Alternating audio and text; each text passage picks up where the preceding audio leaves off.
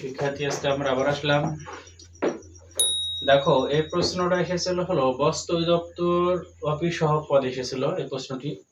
দেখো 7, 8 ও 14 এর তৃতীয় সমানুপাতিক কোনটি? তৃতীয় সমানুপাতিক হচ্ছে তৃতীয়। ঠিক আছে, তাহলে দেখো আমরা কেমনে করব, একটু আমরা সহজভাবে করব এটা, যাতে আমরা অল্প সময়ে কি বুঝতে পারি এবং ভিডিও শেষ করে। দেখো আমরা জানি এটা হলো তোমার প্রথম, এটা কি তোমার দ্বিতীয়, এটা তোমার এটা তোমার ধরি তৃতীয়, তৃতীয় এটা তোমার তৃতীয়,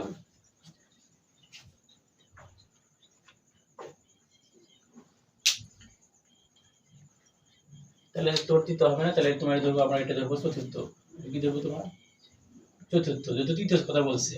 ঠিক আছে, তাহলে আমরা লিখতে পারি দেখো এটা প্রথম, এটা প্রথম পদ, এটা তোমার দ্বিতীয় পদ সমান তৃতীয় পদ কিনা আছে, চতুর্থ পদ আছে, এটা আমি চতুর্থ পদ লিখবো। তাহলে তৃতীয় পদ লিখি আমরা, তৃতীয় পদ এটাকে তোমার চতুর্থ, চতুর্থ পদ, তৃতীয় পদ চতুর্থ পদ কিন্তু। তাহলে এখন দেখো প্রথম পদে তোমার কত আছে 8, দ্বিতীয় পদে কত 7 আছে।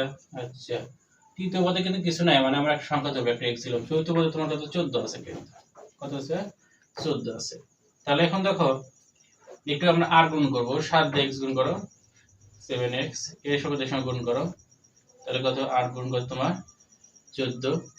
তাহলে এখন দেখো এটা আমরা গুণ করে নিয়ে আসি, কত বের হয়, এক গুণ করলে আমার বের হবে হলো কত 112 বাড়াবো।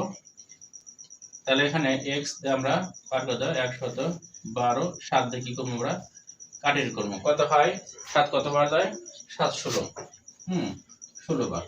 অতএব x সমান কত 16। তাহলে এটা আমার অ্যান্সার হচ্ছে তোমার এই যে 16। ঠিক আছে।